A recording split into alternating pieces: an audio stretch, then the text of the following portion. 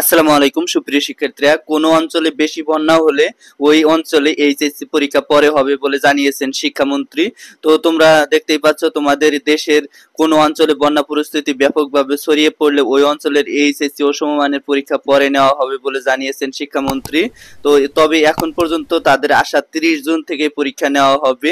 বুধবারে এই কথা তারা প্রকাশ করেছে।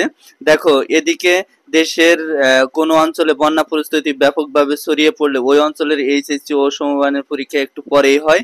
এবারও তোমাদের যে অঞ্চলে বন্যা কবলিত যদি থাকে তাহলে পরে হবে, কিন্তু 30 জুন তো নাও থাকতে পারে। সেক্ষেত্রে তোমার পরীক্ষা হওয়ার সম্ভাবনাটাই বেশি। তুমি তোমার প্রস্তুতি নাও। সিলেটে বন্যা পরিস্থিতি নিয়ে সাংবাদিকদের প্রশ্নের জবাবে শিক্ষামন্ত্রী বলেন, এইচএসসি পরীক্ষা চলাকালে সিলেট অঞ্চলে আবহাওয়ার যে পূর্বাভাস আছে, বিভিন্ন পানির ঊর্ধ্বসীমা সেটা ইতিমধ্যে তারা অবগত হয়েছেন। যেসব কেন্দ্র ও অঞ্চল ক্ষতিগ্রস্ত হওয়ার আশঙ্কা আছে সেসব স্থানে শিক্ষার্থীদের যাতায়াতের বিষয়টি মাথায় রেখে ইতিমধ্যে প্রস্তুতি সম্পন্ন করা হবে।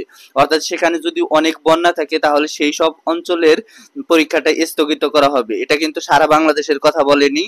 দেখো, এখানে যেসব এলাকা আশঙ্কায় আছে যে বন্যার পরিস্থিতি একেবারে গভীরভাবে থাকবে, সেসব এলাকার বিবেচনা করা হবে বলে আশা করা যায়। এবং শিক্ষামন্ত্রী এটা নিজেই বলেছেন যে যদি এইরকম আশঙ্কা থাকে তাহলে তাদের পরীক্ষাটা স্থগিত করা হবে।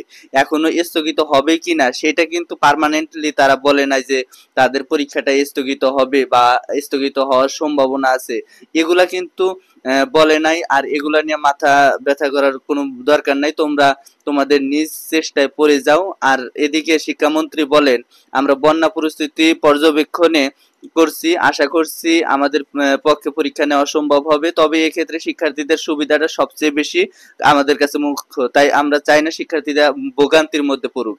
তো এই ছিল আজকের ভিডিওটা। সামনে কোন আপডেট চাও অবশ্যই